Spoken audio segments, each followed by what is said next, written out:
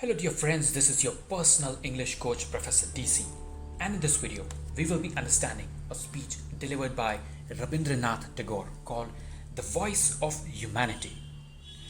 In my previous video I have simplified the speech in Hindi language, but in this video I will try to do the same in English for people who are less familiar with Hindi.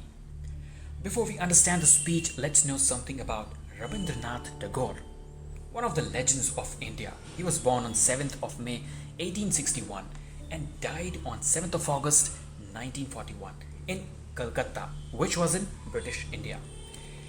When he was born, he got a name Rabindranath Tagore.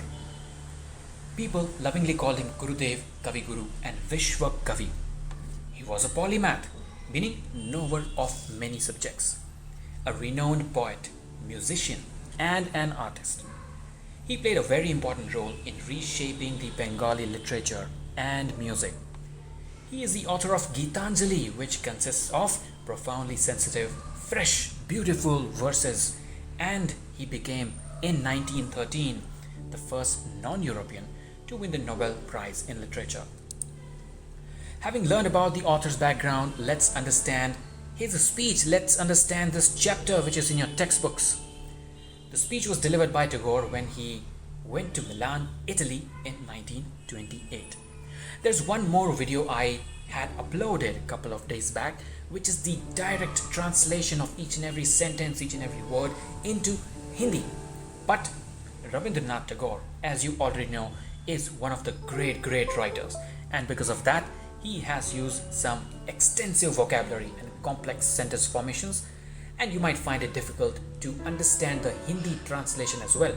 So therefore I uploaded a video with a very simplified explanation in Hindi for each paragraph. This is the same video, but the only change is this simplified explanation is in English. We will go paragraph by paragraph. I hope you are ready. Let's begin.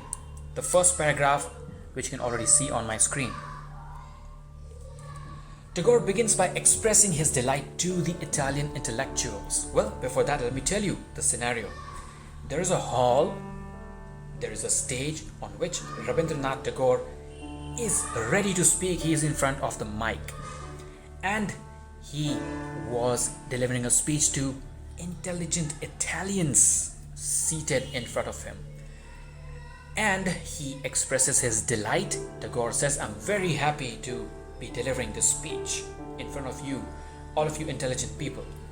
And as he could not deliver the speech in their local language, he apologizes. He states that he would be using English language, a common medium, and that was the only way he could deliver the speech, because the Italian knew English, Tagore knew English, and therefore he apologizes for this language barrier. Moving on to the second paragraph. Tagore was well prepared on the topic that he had to speak on. In 1921, he felt that he should visit a land where mankind was at its best form. He realized that people of Europe had awakened minds and they were making progress in all the fields. During the same time, he also felt that Asia did not progress at all. Asia progressed very slowly, and very few people strived towards achieving greatness, achieving the progress and thinking about the welfare of the nation. So he left his workplace, which is called Shanti Niketan, and the children that were there, the children who he loved dearly, to travel to Europe and explore life of Europe, to explore the divinity and the greatness that the people of Europe had fostered. Moving on to the next paragraph. Third paragraph. He states that this was not his first visit. He had visited in 1878 when he was just 17 years of age alongside his brother. In those days, people of East thought that Europe was a dreamland, Europe was heaven. Even when Tagore was young, he did not know English well. He knew about Europe's great poets and heroes. Fourth paragraph. In 1878, Tagore and his brother visited Brindisi, which is in Italy, for the very first time. When Tagore stepped out of the steamer, he was extremely delighted to witness the superb natural beauty that Europe had. Fifth paragraph. Tagore states and tells the audience that in those days, Brindisi was a very small and a quiet town. Tagore and his brother stayed in an ordinary hotel which only had basic facilities. They had to spend the night there, and even in a hotel which did not have great amenities, Tagore felt delighted that he was in Europe, and he felt as if Europe welcomed him with open arms. Moving on to the sixth paragraph. Next day, Tagore, his brother, and an Indian friend visited a beautiful garden nearby the hotel. There was no one to stop them from entering it. There he saw a beautiful Italian girl who was collecting grapes. Tagore was highly infatuated by her beauty, and her beauty was magnified because of the dim sunlight falling on her face. Seventh paragraph. Tagore admitted that he was young and he was just 17 years old. Feelings of love and companionship aroused in him very quickly. But having realized that he is not in his homeland, he stopped himself from approaching the girl and behaved with dignity and respect. Eighth paragraph. Tagore had fallen in love with Europe already, but his brother and friend did not feel the same. He did not have the liberty to stay, and so he had to follow his brother's footsteps, who wanted Tagore to learn English. Tagore, from his childhood, was a problematic student and hated the formal classroom-style teaching, and so he bunked most of his classes. He skipped most of his classes. So his family decided to send him to England, where he can learn English language and get some respectable role in the society. Ninth paragraph. Tagore reached England during winters. It was extremely cold in England at that time. There were no people to talk to. There were trees with no leaves. He would stare out of his window and question himself as to why did he come here, why he came here at the first place. There was ice, fog, and mist everywhere. Tagore thought he should go back home as soon as he can, as he was feeling homesick, depressed, shy, and lonely. There he confessed to the audience that he was very young to admire the beauty England had during those days. 10th paragraph. So after that he came back to India from England, but even after coming back he never got interested in the formal education system or in the process that would help him get a degree. So he started writing stories, poems, and plays. He would sit alone near the banks of Ganga and would be deeply engrossed in writing. He was so much into writing that he did not know anything about the worldly affairs happening during that time. 11th paragraph. As time lapsed, he felt that he should not be working alone. He had a longing to be with the crowd, and as he loved children, he decided that he would teach children. He was well aware that there were few brilliant children who felt trapped in between the four walls of the classroom and who needed to be nurtured well in order for their brilliance to shine. He knew that formal education system destroyed the talented children and destroyed the talents of some very educated and some very nice and brilliant students. So he chose an isolated place in between the lap of Mother Nature to train, guide, and nurture children and to give them free education. 12th paragraph. While he was teaching, he felt a dire need to visit a land where human civilization was at its best, where the people progressed in every area, where the people were awakened and lives were in complete harmony. He felt a calling from a place where humans used their full potentials. He knew that Europe was the place where all of these things existed, and that is when he decided to visit Europe. 13th paragraph. By this time, Tagore was a well-read man. He read many books and knew about the traumatic events happening in the world. For example, wars. He had read William Wordsworth's poems and felt the same level of sadness that poet Wordsworth expressed in his poems. Looking at the depressing incidents in the world at that time, Tagore had realized that a man can only be another man's worst enemy. 14th paragraph. When Tagore arrived in Europe, he could not believe that Europe was also experiencing a lot of disturbance. He observed that Europeans had developed a feeling of greed and jealousy, which made Tagore wonder why. 15th paragraph. While he was traveling from Italy to Calais, he saw how beautifully the farmers had maintained the farms and grown abundant crops. Tagore felt that the farmers have put their heart and souls in their craft through their blood, sweat, and immense dedication. He felt that the farmers were contributing a lot to the mankind and the world. Looking at the farms and the hard work that the farmers had put in, Tagore felt that no evil, no sadness, no depression can exist in such a beautiful place. But then, why was Europe gripped with unrest? Thought the author. 16th paragraph. Tagore felt that as far as Europe's problems were concerned, people did very well. They worked hard and resolved it. But then science and technology also progressed at a rapid pace. And Europe started getting newer challenges from across the globe. And according to the author, Europe had not found a solution to those challenges. 17th paragraph. Tagore feels, and he felt at that time, that a deep introspection was needed by European leaders to find a way to deal with these challenges that Europe was facing. Europe should come with an optimum solution, the author thought.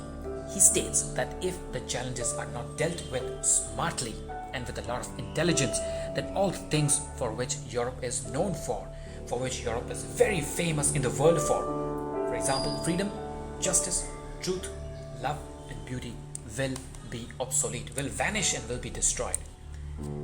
18th paragraph. The thoughtful author feels that Europe has commercialized, and because of that, people are chasing wealth.